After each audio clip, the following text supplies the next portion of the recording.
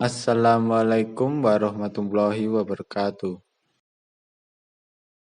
Kami dari kelompok 5 yang beranggotakan saya Rafif Afkari Fauzian, Niko Aditya, Qoyimatus Sofiyati akan mempresentasikan tentang bab Al-Makki dan Al-Madani. Pengertian Al-Makki dan Al-Madani. Kata Makki dan Madani merupakan bagian dari terma yang ada dalam kajian Al-Quran, yang dimaksudkan untuk memberikan nama jenis surat atau ayat dalam Al-Quran. Keduanya lahir dari dua nama kota besar yang ada di Jazirah Arab, yaitu Mekah dan Madinah. Selanjutnya dinisbahkan dalam isim sifat, yang ditandai dengan alamat ya nisbah. Maka jadilah kata Makki dan Madani. Surat Makkiyah ialah wahyu yang turun kepada Nabi Muhammad sebelum hijrah, meskipun surat itu tidak turun di Mekah. Sedangkan Madaniyah ialah surat atau ayat yang turun kepada Rasulullah setelah hijrah, walaupun surat atau ayat itu turun di Mekah. Disebut ilmu Makki dan Madani karena ia merupakan bagian dari disiplin ilmu-ilmu Al-Quran yang sudah berdiri sendiri dan sistematis, sebagai salah satu dari cabang-cabang ilmu lainnya. Ilmu ini mempunyai keunikan tersendiri, karena menerangkan dua fase periode penting turunnya ayat atau surat dalam Al-Quran, yakni fase Mekah dan fase Madinah. Begitu pula sebaliknya. Dengan demikian, yang dimaksud dengan ilmu Makki dan Al-Madani adalah ilmu yang membahas ihwal bagian Al-Quran surat atau ayat yang Makki dan bagian yang Madani, baik dari segi arti dan maknanya, cara-cara mengetahuinya atau tanda masing-masing, maupun macam-macamnya. Karakteristik dan perbedaan ayat Makkiyah Madaniyah. Karakteristik. Ciri-ciri yang pasti dari surah Madaniyah, yakni jika di dalamnya terdapat ini. 1. Ayat yang jika dibaca maka disunahkan kepada pembacanya. 2. Dan pendengarannya untuk melakukan sujud ayat saja. Katakanlah disebut 33 kali. 3. Frasa ya ayuhan nasa dan sebaliknya. Tidak ada ya ayyuhalladzina amanu kecuali surah Al-Hajj. 4. Kisah nabi-nabi dan umat-umat terdahulu, kecuali surah Al-Baqarah. 5. Kisah Nabi Muhammad alaihissalam dan iblis, kecuali surah Al-Baqarah. 6. Pembukaan surah berupa huruf-huruf lepas seperti Qaf, Ahad, Alif Lam Mim Ra, Alif Lam Mim, kecuali surat Al-Baqarah dan surat Al-Imran. Karakteristik dan surah Madaniyah. 1. Izin untuk perang dan hukum-hukumnya. 2. Rincian hukum tentang hud, ibadah, undang-undang sipil, sosial, dan hubungan antar negara. Pembuatan tentang kaum munafik, kecuali surah Al-Ankabut. 4. Penyebutan tentang ahli kitab. Perbedaan. Pertama, kebanyakan ayat-ayat Makkiyah berisikan penetapan tauhid dan ibadah yang benar, khususnya yang berkaitan dengan tauhid ulumiyah dan imam kepada hari kebangkitan. Karena kebanyakan objek yang didakwai mengingkari hal ini. Sedangkan ayat-ayat Madaniyah kebanyakan berisikan perincian masalah ibadah dan muamalah.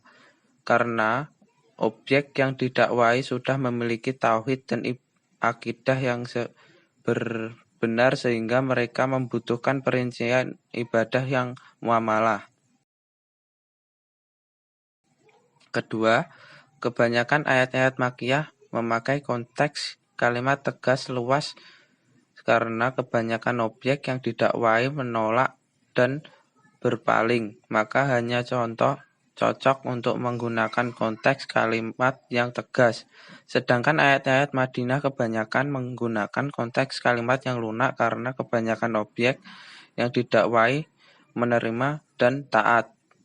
Ketiga, kebanyakan ayat-ayat Makkiyah adalah ayat-ayat pendek dan argumentatif karena kebanyakan objek-objek yang didakwai mengingkari sehingga teks ayat pun mengikuti kondisi yang berlaku. Sedangkan ayat-ayat Madaniyah kebanyakan adalah ayat-ayat pendek, penjelasan tentang hukum-hukum dan tidak keargumentatif karena disesuaikan dengan kodifikasi objek yang didakwahi. Teori, kategori, atau pengelompokan Al-Makki dan Al-Madani. Teori yang pertama, teori mulahadzatu makaniin atau teori geografis yang berorientasi pada tempat turunnya surat atau ayat Al-Quran. Yang kedua, teori mulahadzat al-muqotobin fi an-nuzul atau teori subjektif, yaitu teori yang berorientasi pada subjek siapa yang dikitabi atau dipanggil dalam ayat. Ketiga yaitu teori mulahadzatu zaman an-nuzul atau teori historis, yaitu teori yang berorientasi pada sejarah waktu turunnya Al-Quran. Dan yang keempat, teori mulahadzatu matadzamanat as-surah atau teori konten analisis, yaitu suatu teori yang mendasarkan kriterianya dalam membedakan Makkiyah dan Madaniyahnya kepada isi daripada ayat atau surat yang bersangkutan. Perselisihan ulama mengenai surat yang tergolong Al-Makki atau Al-Madani. Persepsi berbeda yang muncul dalam kajian Makki dan Madani pada akhirnya menjadikan perbedaan pandangan oleh kalangan ulama. Klasifikasi yang dilakukan oleh Mana Al-Qotton memberikan gambaran bahwa untuk membedakan Makki dengan Madani, untuk mengetahui dan menentukan Makki dan Madani, para ulama bersandar pada dua cara utama. Cara pertama, didasarkan pada riwayat sahih dari para sahabat yang hidup pada saat dan menyaksikan turunnya wahyu, atau dari para tabi'in yang menerima dan mendengar dari para sahabat bagaimana, di mana, dan peristiwa apa yang berkaitan dengan turunnya wahyu itu. Sebagian besar penentuan Makki dan Madani itu didasarkan pada cara pertama ini. Sedangkan cara qiyasi ijtihadi didasarkan pada ciri-ciri Makki dan Madani. Apabila dalam surat Makki terdapat suatu ayat yang mengandung sifat Madani atau mengandung peristiwa Madani, maka dikatakan bahwa ayat itu Madani. Apabila dalam surah Madani terdapat suatu ayat yang mengandung sifat Makki atau mengandung peristiwa Makki, maka ayat tadi dikatakan sebagai ayat Makki. Bila dalam satu surah terdapat ciri-ciri Makki, maka surah itu dinamakan surah Makki.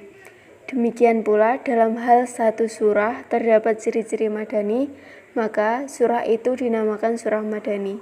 Inilah yang disebut qiyas ijtihadi. Tujuan mempelajari Al-Makki dan Al-Madani. Yang pertama, membantu dalam menafsirkan Al-Quran. Yang kedua, pedoman bagi langkah-langkah dakwah. Yang ketiga, memberi informasi tentang sirah kenabian. Yang keempat, mengetahui nasikh dan mansukh. Yang kelima, mengetahui sejarah persyariatan dan proses penurunannya yang berangsur-angsur. Yang keenam, memperkuat keyakinan umat Islam tentang otentisitas dan orisinalitas Al-Quran. Sekian presentasi dari kelompok kami. Semoga bermanfaat bagi kita semua. Dan apabila ada kesalahan, kami mohon maaf. Billahi taufiq wal hidayah. Wassalamualaikum warahmatullahi wabarakatuh.